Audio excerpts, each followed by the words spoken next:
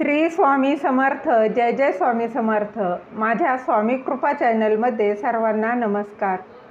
2 जुलै 2024 वार मंगळवार या दिवशी आहे योगिनी एकादशी. या दिवशी 2 शुभयोगात ही एकादशी जुळून आलेली आहे. याचा शुभ मुहूर्त, पूजाविधी व महत्त्व जाणून घेऊया. ते जाणून घेण्याआधी तुम्ही माझ्या स्वामी कृपा चॅनलला सबस्क्राईब नक्की करा. योगिनी एकादशी व्रताच्या दिवशी 2 शुभयोग तयार होत आहे. त्यापैकी एकामध्ये पूजा किंवा कोणतेही शुभ कार्य केल्यास त्याचे तिप्पट फळ आपल्याला मिळत असतं. योगिनी एकादशी फक्त पृथ्वीवरच नाही तर स्वर्ग आणि नरकातही तिच्या पुण्य हे लाभासाठी प्रसिद्ध अशी ही योगिनी एकादशी आहे. यावर्षी जुलै महिन्याचं पहिलं व्रत योगिनी एकादशीचं आहे. दरवर्षी ज्येष्ठ महिन्यातील कृष्ण पक्षातील एकादशीला योगिनी एकादशीचं व्रत केलं जातं. यावर्षी योगिनी एकादशी व्रताच्या दिवशी 2 शुभयोग तयार होत आहेत. त्यापैकी एकामध्ये पूजा किंवा कोणतेही शुभ काम तुम्हाला जे काही करायचं आहे ते केल्यास त्याचं तिप्पट फळ मिळणार आहे. योगिनी एकादशी ही अत्यंत अशी फलदायी अशी ही एकादशी आहे.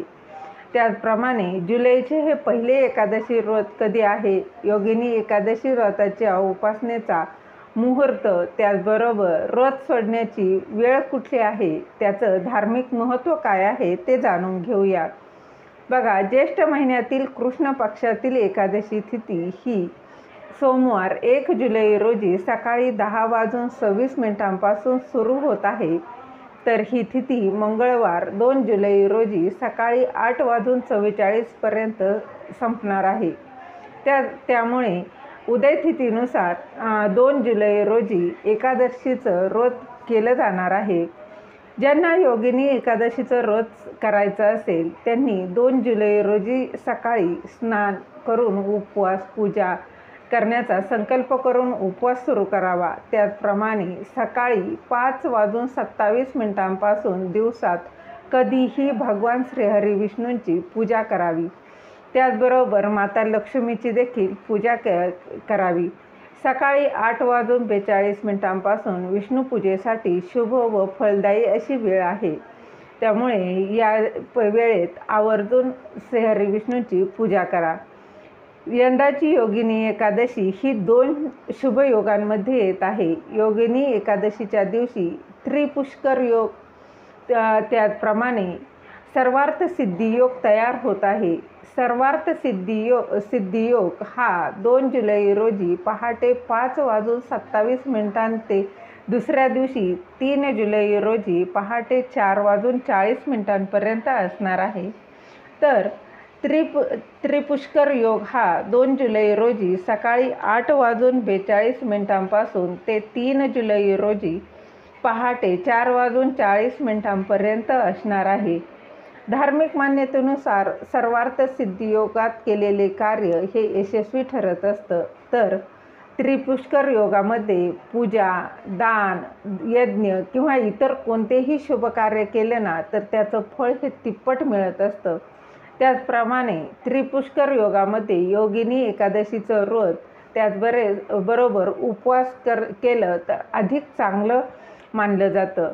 त्याचप्रमाणे उपवास सोडायची, बघा, या 2 जुलै रोजी तुम्ही उपवास करणार आहात. त्याचप्रमाणे दुसऱ्या दिवशी म्हणजे 3 जुलै रोजी उपवास सोडून व्रत पूर्ण करता येतं. व्रत सोडण्याची वेळ ही पहाटे 5:28 ते 7:10 असणार आहे. त्या दिवशी सकाळी 7:10 द्वादशी समाप्त होणार आहे. योगिनी एकादशीचं महत्त्व थोडक्यात जाणून घेऊया. योगिनी एकादशीच्या दिवशी श्रीहरी विष्णूंचा पूजा केली जाते, त्यांचा उपवास केला जातो आणि उपासना केल्यानं व्यक्तीला मृत्यूनंतरही स्वर्ग प्राप्त होत असतो. असं एकादशीचं अनन्यसाधारण असं महत्त्व आहे.